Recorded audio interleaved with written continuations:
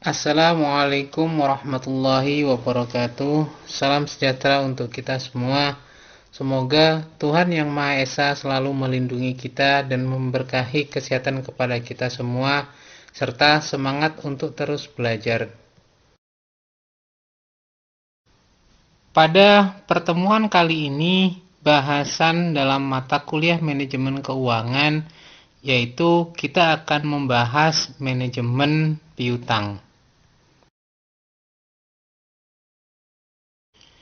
Piutang atau yang kita kenal sebagai receivable dalam istilah bahasa Inggrisnya merupakan fungsi dari penjualan yang disediakan bagi pelanggan atau konsumen yang tidak membayar segera penjualan produk yang diberikannya. Piutang ini merupakan cash inflow di masa mendatang atau cash inflow yang akan terjadi, di mana piutang ini diperoleh dari adanya transaksi penjualan yang tidak dibayar secara tunai. Ada dua jenis arus kas dari konsumen atau pelanggan, yaitu yang pertama adalah yang terjadi pada saat penjualan terjadi. Ini dibayar secara tunai, secara langsung. Dan yang kedua adalah pembayaran yang dibuat kemudian oleh konsumen yang tidak membayar saat menerima penjualannya. Ini yang dimaksud adalah terjadinya piutang pada saat transaksi penjualan, konsumen tidak membayar secara langsung, tapi bertempo, sehingga pada saat terjadi yang namanya pembayaran, itu adalah pelunasan terkait dengan transaksi penjualan tersebut. Piutang biasanya merupakan segmen terbesar dari harta lancar suatu perusahaan dan memerlukan relatif banyak staf yang mengelola hal tersebut. Karena kita ketahui bahwa transaksi penjualan itu dapat berupa uang tunai dan kebanyakan dalam bentuk piutang, sehingga perlu pengelolaan piutang dalam aktivitas operasional perusahaan.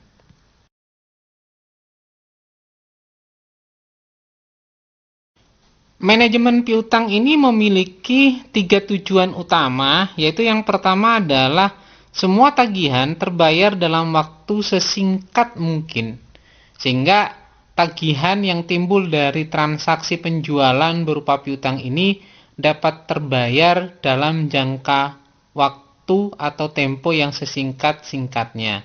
Yang kedua adalah meminimalkan terjadinya siklus piutang. Yang ketiga, meminimalkan biaya dari pengumpulan piutang dagang akibat kita melakukan penagihan terhadap transaksi piutang tersebut, tentunya akan berdampak terhadap adanya biaya dalam mengumpulkan piutang dagang yang dimaksud dari adanya transaksi penjualan. Untuk diketahui secara bersama bahwa ada kebijakan kredit terkait dengan piutang ini. Yang pertama adalah penentuan kebijakan kredit suatu organisasi harus dibuat sebelum penjualan dilakukan. Sehingga dalam transaksi penjualan ini ditentukan tempo kredit, batasan-batasan yang dapat diberikan oleh penjual kepada konsumennya. Kebijakan kredit dapat digunakan untuk meminimalkan biaya dari pengelolaan atau manajemen piutang. Minimalisasi ini meliputi kebijakan tentang kapan dan berapa banyak kredit yang disetujui oleh manajemen. Periode waktu kredit ini berkaitan dengan tenor, tempo pembayaran, dan waktu pemberian kredit tersebut. Yang terakhir yaitu berkaitan dengan kebijakan diskon. Ada tidak kebijakan diskon berkaitan dengan pelunasan piutang atau kebijakan kredit yang dibuat oleh perusahaan.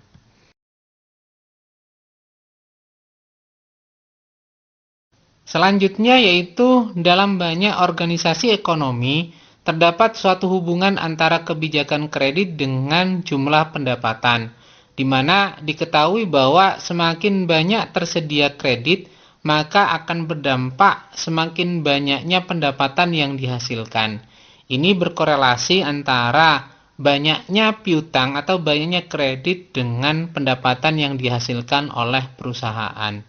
Namun, perlu dipahami juga bahwa akan muncul yang namanya biaya tambahan dari kredit dan pengumpulannya harus dibandingkan dengan profit tambahan atau marginal profit yang dihasilkan oleh peningkatan penjualan tersebut. Karena dalam aktivitas pemberian kredit tersebut tentunya akan berdampak terhadap adanya penambahan biaya dalam pengumpulan piutang atau pengumpulan kredit tersebut.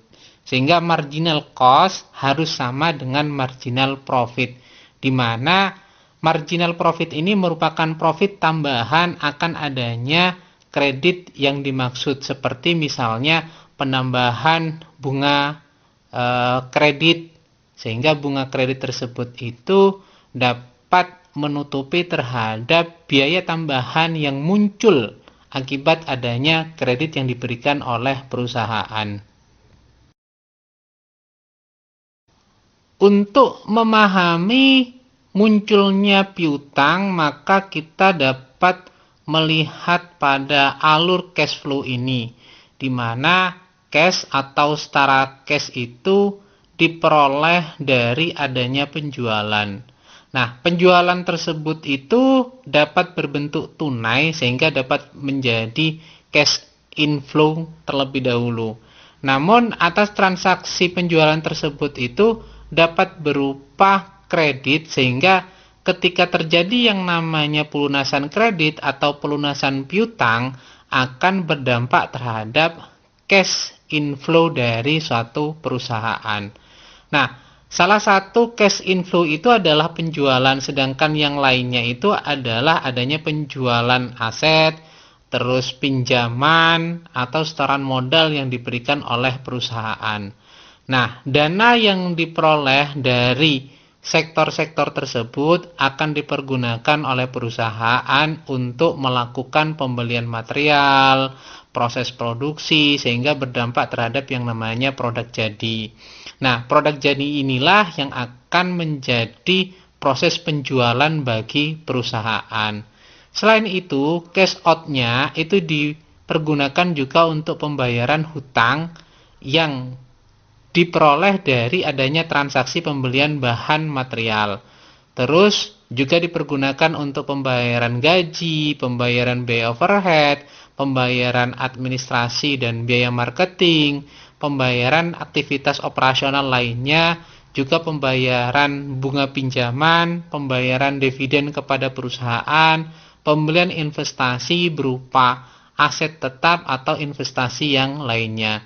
Itu adalah aktivitas cash flow, sehingga kalau kita simpulkan korelasinya yang berkaitan dengan cash flow ini adalah piutang dapat menjadi cash in dari adanya transaksi penjualan. Nah, sederhananya begini. Timbulnya piutang itu pada umumnya perusahaan menjual hasil produksinya secara kredit, kemudian melahirkan piutang dagang, muncul yang namanya penagihan piutang yang melahirkan kas. Hubungan ini dapat dilihat antara piutang dengan kas pada gambar di mana kas itu akan dipergunakan untuk pembelian bahan baku. Pembelian baku tersebut diproses untuk menjadi yang namanya barang jadi. Selanjutnya barang jadi tersebut itu dijual. Nah, dalam proses penjualan tersebut itu memunculkan yang namanya piutang.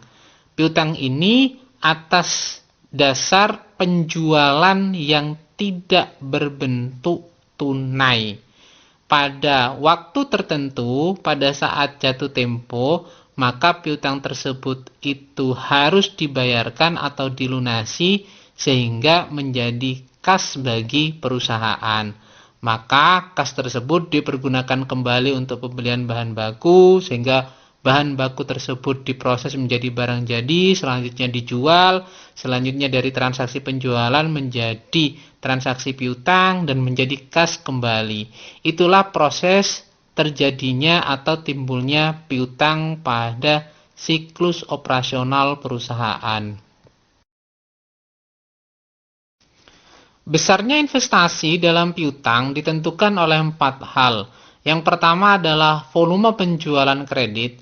Semakin besar volume penjualan kredit tentunya akan berdampak terhadap biaya yang akan dikeluarkan untuk menghasilkan atau memperoleh piutang. Dalam pengumpulan piutang maksudnya.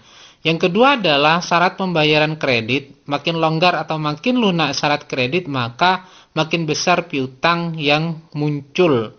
Dan yang ketiga adalah kemampuan dalam mengumpulkan atau menagih piutang. Kalau proses pengumpulannya lebih cepat, maka investasi dalam hal piutang ini tentunya akan sedikit. Tapi kalau kemampuan dalam mengumpulkan atau menagih piutang itu lama, tentunya akan berdampak terhadap besarnya investasi dalam piutang tersebut. Dan yang keempat adalah karakter pengutang atau debiturnya. Kalau kita memiliki pengutang atau debitur yang relatif dapat kita percaya atau dalam mekanisme pembayarannya taat terhadap waktu, tentunya akan memudahkan kita dalam penagihan piutang sehingga investasi dalam piutang tersebut tidak akan besar. Tapi kalau sebaliknya, kalau karakter pengutangnya itu atau debiturnya sangat sulit untuk ditagih, akan berdampak terhadap besarnya investasi dalam piutang tersebut. Dalam pemberian kredit, tentunya ada beberapa hal yang menjadi pertimbangan, terutama karakter, capacity, kapital, kolateral, dan condition. Karakter ini berhubungan dengan karakter para manajemen perusahaan pengutang, sedangkan capacity berhubungan dengan kemampuan mereka atau kesanggupan mereka dalam membayar perusahaan pengutang, sedangkan kapital ini berhubungan dengan kondisi posisi keuangan perusahaan pengutang, dan kolateral ini berhubungan dengan harta perusahaan pengutang yang dijadikan jaminan. Terus yang terakhir, condition, yaitu kondisi ekonomi, sosial, politik, dan bisnis yang menjadi landasan dalam kebijakan ekonomi makro suatu negara. Nah, tetapi sebenarnya pemberian kredit dalam dunia bisnis adalah kepercayaan. Jika perusahaan kehilangan kepercayaan dari partner bisnisnya, ia kehilangan kesempatan dalam berbisnis. Karena kita ketahui bahwa untuk memberikan yang namanya kredit atau piutang kadang tidak berbentuk adanya jaminan. Jaminan yang diberikan dalam dunia bisnis ini adalah kepercayaan. Gamblangnya berkaitan dengan pertimbangan pemberian kredit ini ada 5 kata kunci yang biasanya dipahami dengan 5C. Tadi berkaitan dengan karakter, capacity, capital, collateral, dan condition. Karakter ini berhubungan dengan karakter konsumen, yaitu catatan dari konsumen berkenaan dengan kewajiban-kewajiban pada masa lalu. Kita akan mengevaluasi apakah customer tersebut itu berkaitan dengan kewajiban-kewajiban pada masa lalu, rutin dalam memberikan pembayaran atau tidak, merupakan customer yang taat atau bukan. Kita akan melihat karakternya. Ini evaluasi pertama berkaitan dengan pemberian kredit. Yang kedua adalah capacity of customer, yaitu kemampuan konsumen dalam melunasi hutangnya yang ditunjukkan dengan rasio likuiditas. Kita bisa melihat bahwa customer kita dalam laporan keuangannya itu memiliki likuiditas tidak dalam melakukan pembayaran kepada perusahaan. Kalau mereka secara likuiditas atau secara keuangan, likuiditas keuangannya itu tidak dapat melunasi hutangnya, tentunya menjadi pertimbangan bagi perusahaan untuk tidak memberikan kredit kepada yang bersangkutan. Yang ketiga adalah capital of customer, yaitu kemampuan finansial dari konsumen yang ditunjukkan dengan posisi kepemilikan atau rasio debt equity-nya. Ini berhubungan posisi customer itu dalam perusahaan seperti apa, berkaitan dengan kepemilikannya. Apakah perusahaan tersebut terlalu besar hutangnya atau kepemilikan modalnya yang dominan pada perusahaan tersebut. Tentunya hal ini menjadi pertimbangan bagi perusahaan untuk memberikan kredit atau piutang kepada customer. Yang keempat adalah collateral of customer, yaitu jumlah jaminan harta dari konsumen terhadap hutang. Ada beberapa customer itu sifatnya memberikan jaminan kepada perusahaan pengutang, maka kita akan melihat jumlah jaminan harta yang dijaminkan kepada pengutang atau kepada pihak penjual dibandingkan dengan hutang yang diberikan kepada customer tersebut. Dan yang terakhir itu adalah condition, yaitu kondisi perekonomian dan bisnis secara umum yang mempengaruhi kemampuan konsumen dalam melunasi kredit. Ini bisa kita melakukan yang namanya analisis makro secara fundamental, apakah kondisi perekonomian lagi baik atau tidak. Contoh gamblangnya mungkin pada saat ini adalah akibat atau dampak dari pandemi COVID-19. Kita melihat apakah perusahaan tersebut itu secara likuiditas, secara faktor ekonomi, kira-kira menurut analisa dari pemberi hutang itu akan mampu melunasi atau tidaknya. Ini juga mengevaluasi terkait dengan sustainability atau kesinambungan perusahaan tersebut. Ada dua rasio yang berkenaan dengan piutang yang biasanya dijadikan dasar evaluasi kinerja. Yang pertama adalah perputaran piutang, dan yang kedua adalah rata-rata pengumpulan piutang. Di mana kita ketahui bahwa piutang sebagai unsur modal kerja dalam kondisi berputar berupa kas, persediaan, penjualan, piutang yang berhubungan kembali lagi kepada kas dari aktivitas tersebut, tentunya diharapkan semakin cepat perputaran piutangnya, maka kondisi keuangan tentunya akan semakin baik. Nah, perputaran piutang ini dapat disajikan dengan perhitungan penjualan bersih secara kredit dibagi dengan rata-rata piutang. Kemudian 30 hari dibagi perputaran piutang menghasilkan hari rata-rata pengumpulan piutang. Kalau kita lihat pada PowerPoint yang disajikan, maka rumusan perputaran piutang itu nampak terlihat penjualan bersih dibagi dengan rata-rata piutang. Kemudian rata-rata piutang tersebut diketahui dengan 360 hari dibagi dengan perputaran piutang, sehingga kita akan ketemu dua rasio tersebut untuk melakukan analisa berkenaan dengan piutang atau kinerja piutang pada suatu perusahaan. Ini ada contoh perputaran piutang dan rata-rata pengumpulan piutang yang bisa kita jadikan perbandingan dalam studi kasus pada tahun 2000 dan 2001. Di mana penjualan bersih pada tahun 2000 itu sebesar Rp200, sedangkan pada tahun 2001 itu sebesar Rp180. Namun piutang awal pada tahun 2000 itu sebesar 40, sedangkan piutang akhirnya sebesar 60. Tapi untuk tahun 2001 itu piutang awalnya 50 dan piutang akhirnya 30. Nah, kalau kita melakukan evaluasi berkaitan dengan rata-rata piutang, itu ketemu bahwa tahun 2000 rata-rata piutangnya sebesar Rp50, sedangkan tahun 2001 rata-rata piutangnya adalah Rp40. Kalau kita evaluasi dengan perputaran piutang, maka pada tahun 2000 itu perputaran piutangnya itu 4 kali. Sedangkan pada tahun 2001 itu perputaran piutangnya itu 6 kali. Rata-rata pengumpulan piutangnya pada tahun 2000 itu sebanyak 50 hari, sedangkan pada tahun 2001 itu 30 hari. Maka kinerja pada tahun 2000 dan 2001 dapat kita evaluasi sejauh mana sih berkaitan dengan perputaran piutang dan rata-rata pengumpulan piutang yang berkinerja baik. Apakah di tahun 2000 atau di tahun 2001.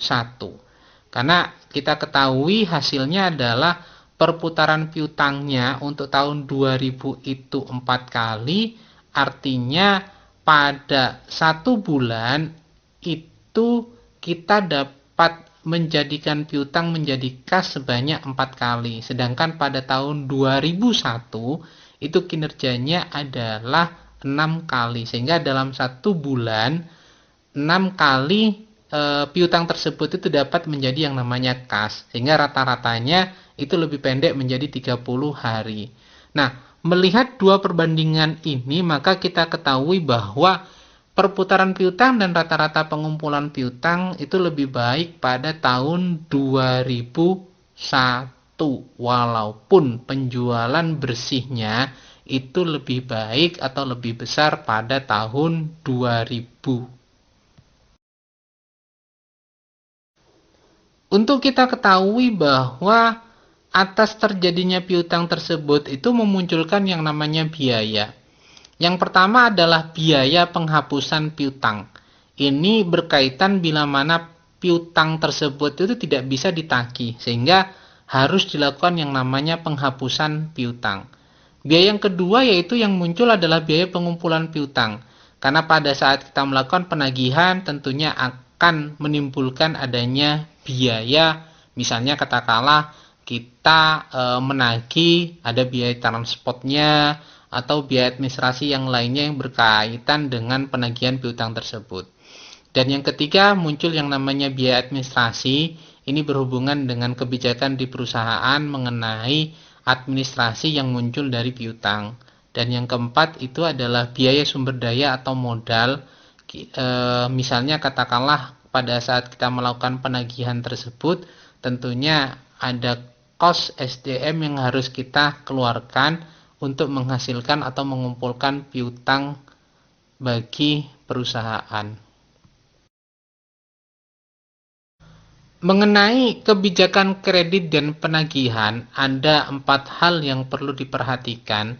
Yang pertama adalah kualitas debitur, yang kedua adalah periode kredit, yang ketiga adalah adanya cash diskon, dan yang keempat itu adalah program penagihan. Maka bahasan yang berkaitan dengan kebijakan kredit dan penagihan ini kita akan bahas satu persatu. Yang pertama adalah mengenai kualitas debitur.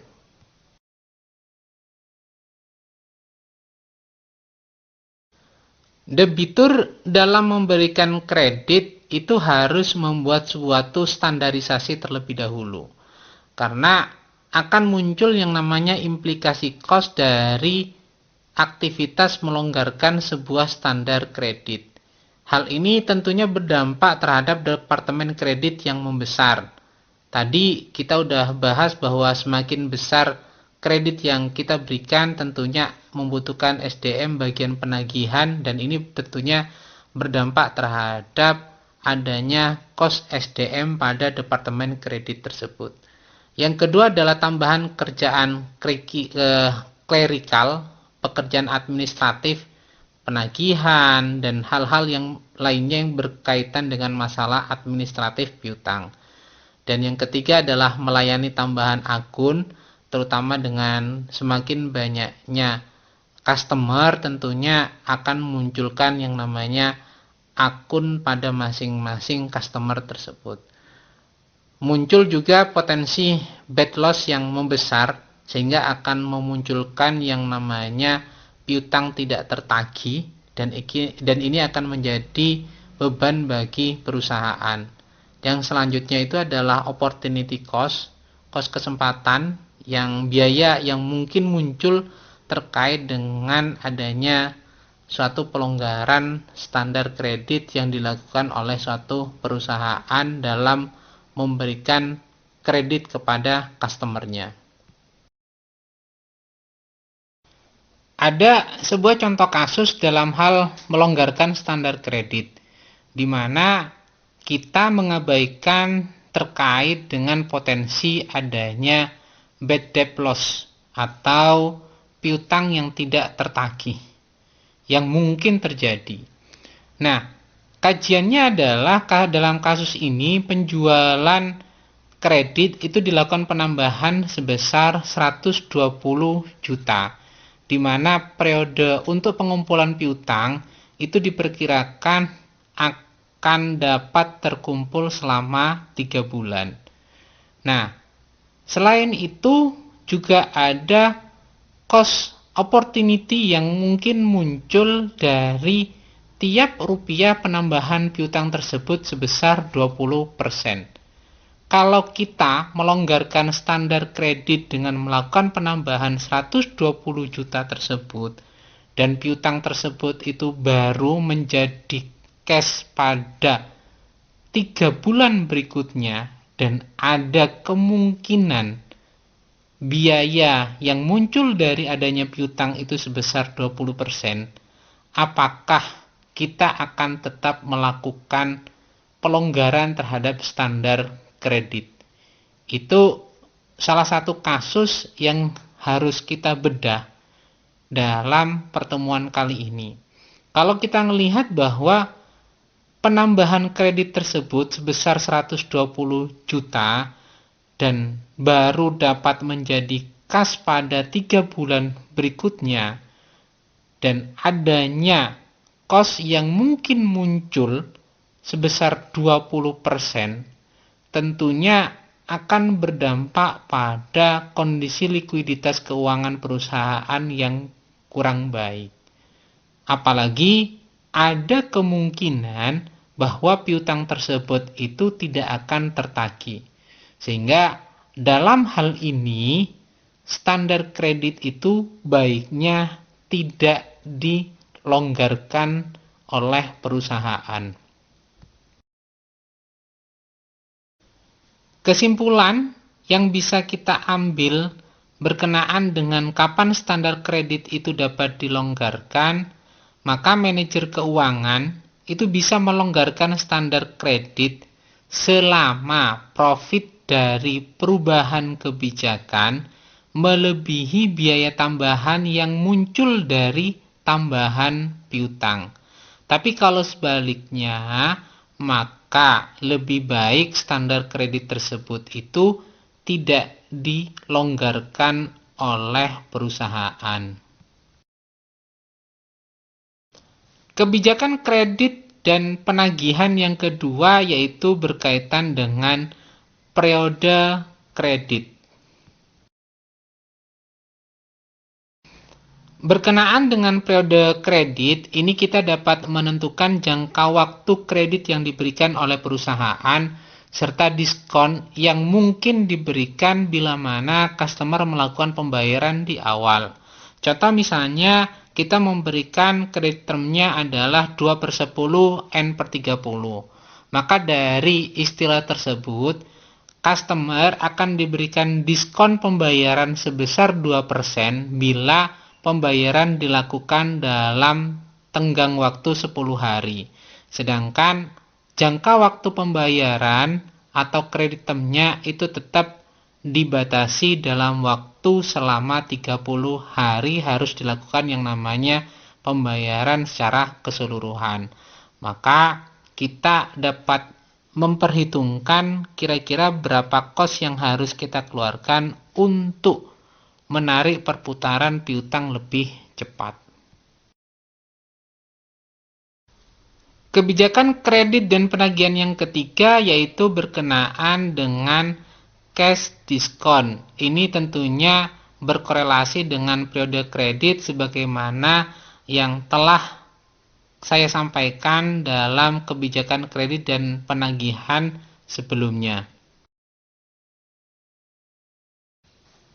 Sebagaimana contoh pada sebelumnya, kita dalam hal ini memberikan periode cash diskon yaitu sebesar 2% bila mana pembayaran dilakukan lebih awal, yaitu tidak lebih dari 10 hari. Maka ketentuan yang diberikan adalah 2/10. Kalau misalnya customer melakukan pembayaran dalam kurun waktu 10 hari dari adanya transaksi, maka piutang yang dibayarkan dapat dipotong sebesar 2%.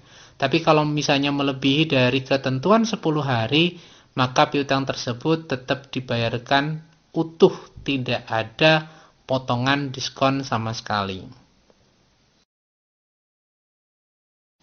Yang terakhir yang berkaitan dengan kebijakan kredit dan penagihan yaitu adanya program penagihan yang dilakukan oleh perusahaan.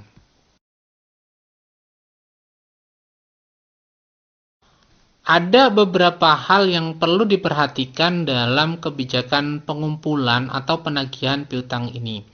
Kebijakan yang dapat dilakukan oleh perusahaan untuk meminimalkan jumlah piutang berkaitan dengan menerima kartu kredit, menerima uang muka, dan melakukan yang namanya pembayaran bertahap.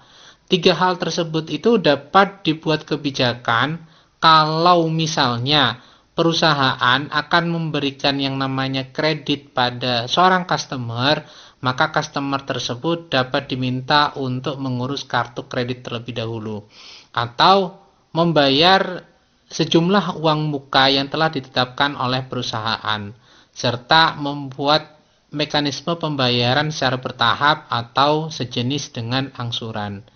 Namun jika tidak dapat dihindari terjadinya piutang, maka perlu dibuat berbagai kebijakan dalam pengumpulan piutang tersebut agar tidak terlalu banyak kos yang harus dikeluarkan oleh perusahaan dalam mengumpulkan piutang akibat transaksi penjualan kredit tersebut.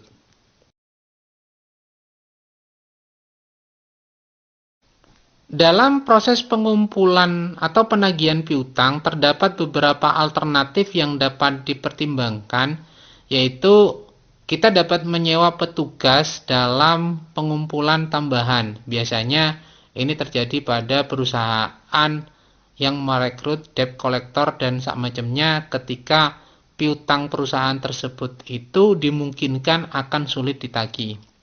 Selanjutnya adalah memiliki sistem pemrosesan data yang efisien untuk tagihan customer. Dan yang selanjutnya adalah keputusan kapan suatu tagihan dihapuskan atau diserahkan pada agen penagih yaitu debt collector. Hal ini dipengaruhi oleh jumlah tagihan. Biasanya kita akan membuat perhitungan berkaitan dengan piutang tidak tertagih, baik secara langsung ataupun tidak langsung penggunaan metode penghapusan tersebut. Ini dipengaruhi terhadap historis dari customer tersebut yang notabene-nya adalah sering menunggak atau tidak untuk melakukan pembayaran kepada perusahaan.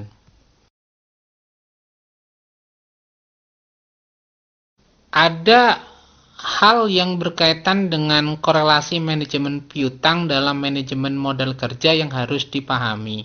Karena masalah utama dalam manajemen modal kerja yaitu menyeimbangkan antara siklus pengumpulan dari piutang dengan siklus pembayarannya untuk utang dagang dan kewajiban lancar lainnya dalam transaksi operasional perusahaan.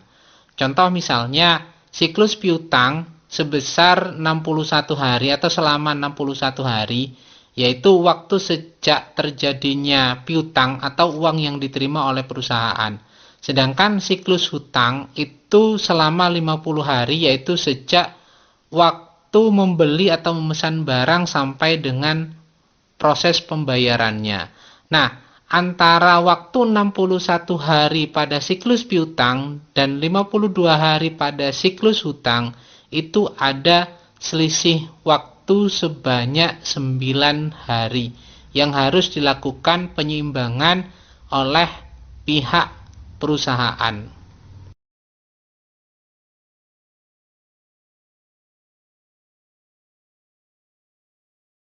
Perbedaan waktu selama 9 hari tersebut itu tentunya perusahaan harus membayarkan atau mengeluarkan uang sebelum menerima uang.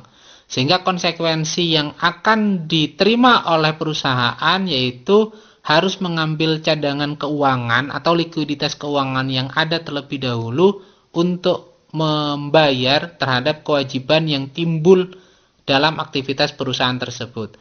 Atau kemungkinan adanya piutang yang tidak tertagih. Karena siklus piutangnya lebih lama dari siklus hutangnya. Sehingga dalam siklus piutang dan siklus hutang ini sebenarnya harus seimbang, tidak ada spread atau tidak terjadi perbedaan waktu dalam siklus piutang dan siklus hutang. Ini hal yang perlu diperhatikan dalam manajemen piutang yang harus kita korelasikan dengan manajemen modal kerja. Mungkin ini terlebih dahulu bahasan terkait dengan manajemen piutang. Bila ada hal yang perlu didiskusikan, monggo silahkan ajukan pertanyaan. Mudah-mudahan apa yang saya sampaikan dapat dipahami dengan baik. Bila ada hal yang kurang berkenan, saya mohon maaf sebesar-besarnya. Saya akhiri, wabillahi taufik wal hidayah. Wassalamualaikum warahmatullahi wabarakatuh. Jangan lupa untuk selalu jaga kesehatan dan mentaati protokol kesehatan yang ada. Terima kasih.